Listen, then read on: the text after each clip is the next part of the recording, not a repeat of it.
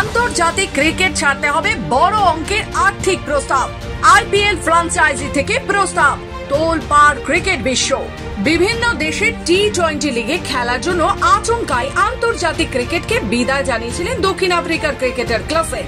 এবার সেই পথে হেঁটে কি আন্তর্জাতিক ক্রিকেটকে বিদায় জানাবেন দুই বিশ্বকাপ জয়ী ক্রিকেটার?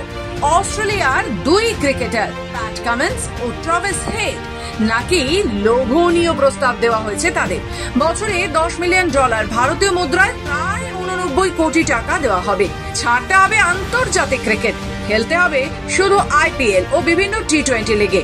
একটি আইপিএল এর ফ্র্যাঞ্চাইজি থেকে নাকি এই প্রস্তাবই দেওয়া হয়েছিল অস্ট্রেলিয়ার দুই ক্রিকেটারকে। এই খবর জানাজানি হতেই একেবারে শোরগোল পড়ে গিয়েছে গোটা ক্রিকেট মহলে। অস্ট্রেলিয়ার প্রথম সারির সংবাদপত্রের সূত্র মারফত খবর, কামিন্স ও হেডকে এই প্রস্তাব দিয়েছিল আইপিএল এর একটি দল।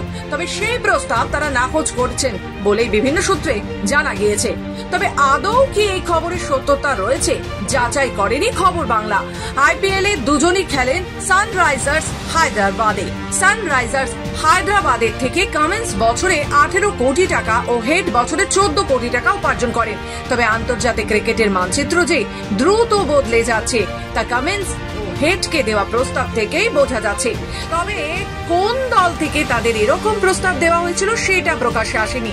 দুই তারকাও এ ব্যাপারে মুখে কুলো পেটেছে। ব্যুরো রিপোর্ট, খবর বাংলা।